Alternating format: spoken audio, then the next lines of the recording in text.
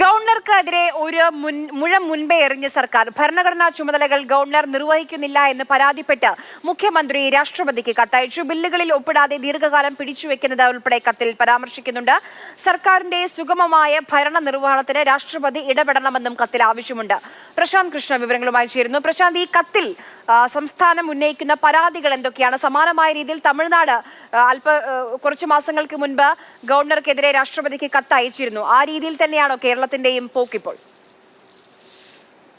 മുഖ്യമന്ത്രി അടുത്തിടെ രാഷ്ട്രപതിക്ക് അവിടുത്തെ ഗവർണർക്കെതിരെ കത്തയച്ചിരുന്നു. പക്ഷേ അവിടെ ഗവർണറെ നീക്കണം എന്നാവശ്യപ്പെട്ടാണ്. പക്ഷേ സംസ്ഥാന സർക്കാർ ഗവർണർ ആരിഫ് മുഹമ്മദ് ഖാനെ നീക്കണം എന്ന ആവശ്യം രാഷ്ട്രപതിക്ക് അയച്ച കത്തിൽ പറയുന്നില്ല. പകരം ഈ പരാതികൾ നിരത്തുകയാണ്. ബില്ലുകൾ ഒപ്പിടാതെ ദീർഘകാലമായി പിടിച്ചുവയ്ക്കുന്നു. സുഗമമായ ഭരണ നിർവഹണത്തിന് രാഷ്ട്രപതി ഇടപെടണം എന്നതാണ് കത്തിൽ പ്രധാനമായും ആവശ്യപ്പെടുന്നത്.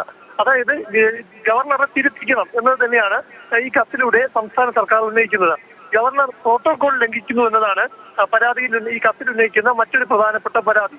അതിനെ അടുത്തിടെ കഴിഞ്ഞ ആഴ്ചകളിലുണ്ടായ SFI ഗവർണർ SFI പ്രവർത്തകർ കരിങ്കൊടി കാണിച്ചപ്പോൾ പ്രവർത്തകർക്കിടയിലേക്ക് ചാടി ഇറങ്ങിയ ഗവർണറുടെ നടപടി, ഒപ്പം കോഴിക്കോട് കാലിക്കറ്റ് സർവകലാശാലയിൽ തങ്ങിയ ശേഷം പിന്നീട് തെരുവിൽ യാത്ര ചെയ്തത്, അതായത് മിഠായി തെരുവിൽ യാത്ര ചെയ്തത്, ഇതെല്ലാം പ്രോട്ടോകോൾ ലംഘനമായി ചൂണ്ടിക്കാട്ടിയാണ് സംസ്ഥാന സർക്കാർ രാഷ്ട്രപതിയോട് ഈ വിഷയം അവതരിപ്പിക്കുന്നത്.